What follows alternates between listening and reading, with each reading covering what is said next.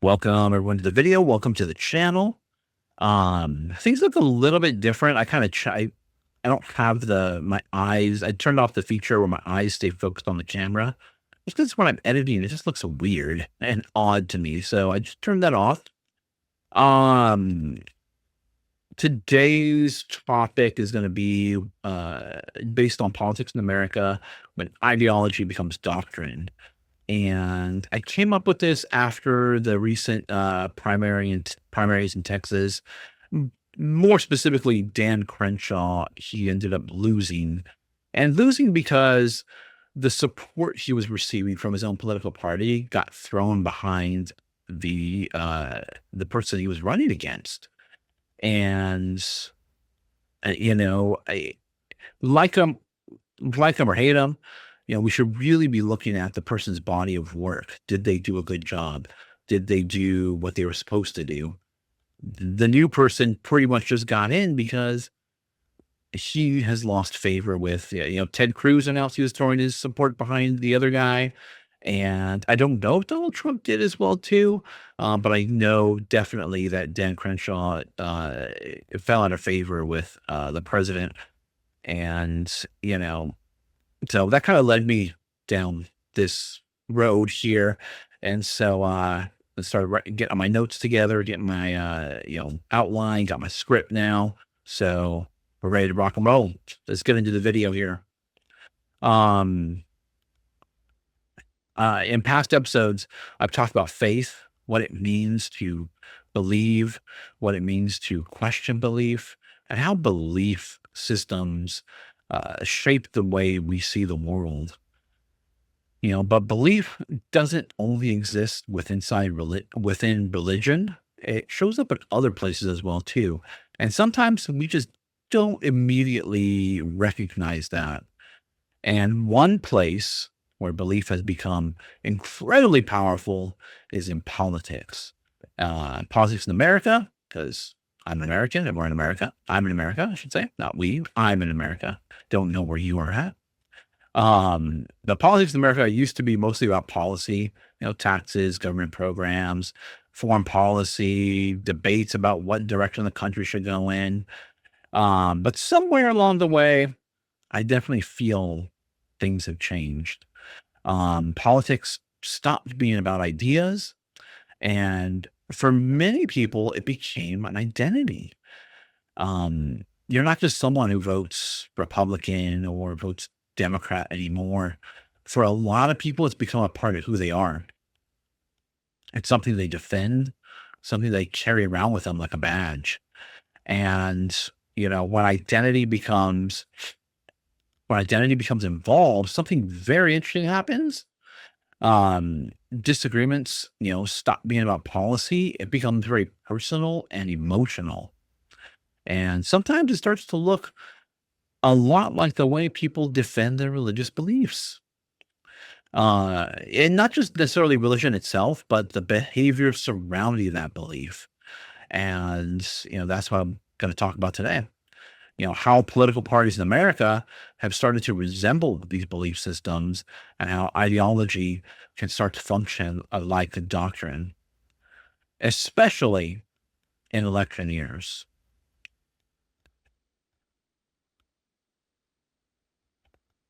And if you look at politics today, first thing you'll notice is how strongly people identify with their political party. People introduce themselves politically almost the same way that someone might describe their background or their faith. They'll say, I'm a Republican, Democrat, conservative, progressive. Those labels begin to carry a meaning that goes far beyond policy. They start to define how someone actually sees the world. What media do you trust? Who do you watch? Who do you trust? What opinions they're expected to hold? It becomes a part of a tribe. And humans naturally do form tribes. It's something we've done for thousands of years. Religion, communities, and families all did that. But increasingly, politics has stepped into that role as well, too. Political parties begin to function like belief communities.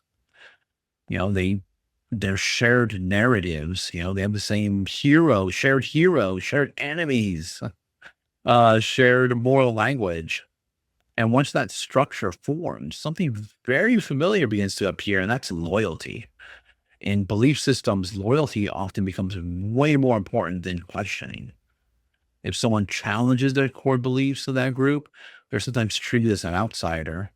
And, we see the same pattern in politics today.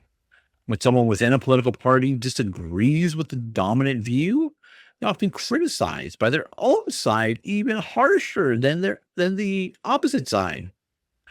It's almost as if questioning the tribe becomes a kind of political heresy. And that's when politics starts moving away from discussion and closer to belief. The next step, that happens when ideology becomes something more rigid. Ideology itself isn't necessarily a bad thing.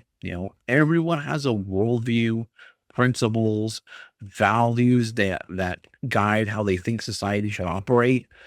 But when ideology becomes doctrine, something changes.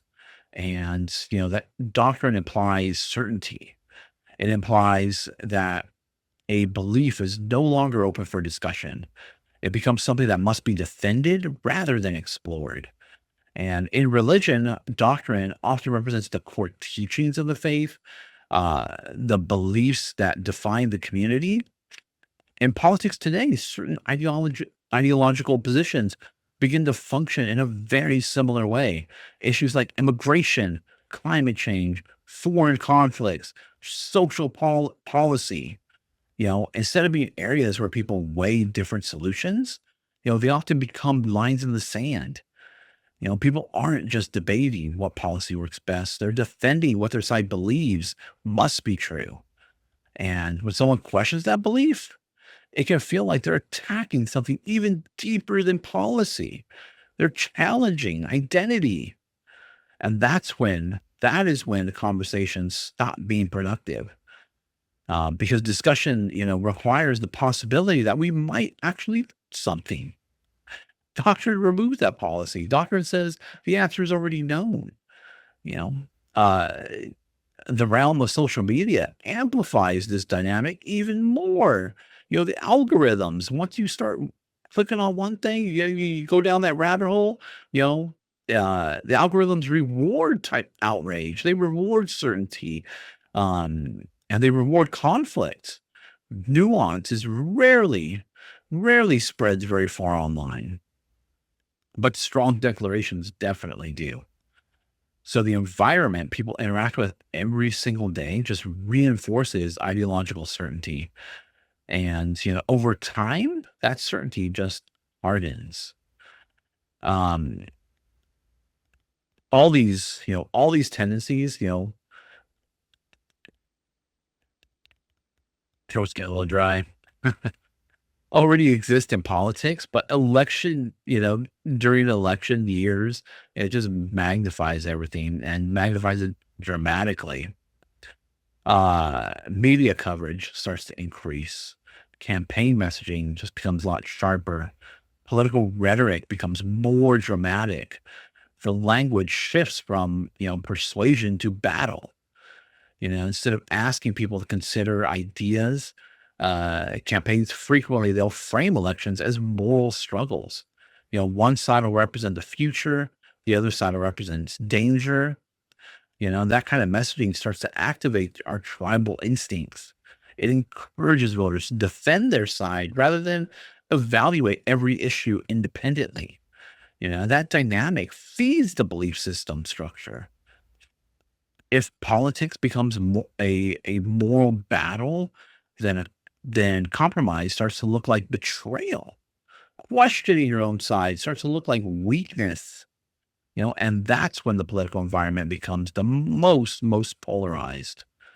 Because everyone begins to speak just past each other rather than with each other. Um, Again, in previous episodes, I talked about faith, the role belief plays in people's lives. Faith can be meaningful. It can provide purpose. It can help people find community and direction. But faith also comes with responsibility. Humility matters. The ability to question matters. The ability to listen matters. And those same qualities are important in politics as well too.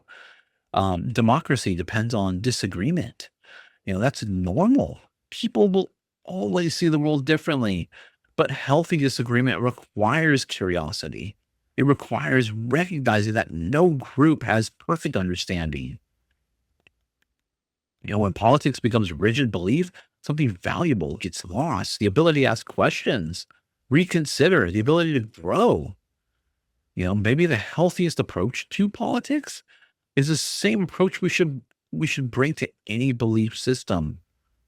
Conviction paired with humility.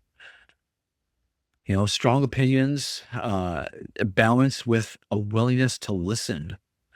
Because in the end, the goal shouldn't be just defending tribes. It should be understanding each other well enough to build something better together.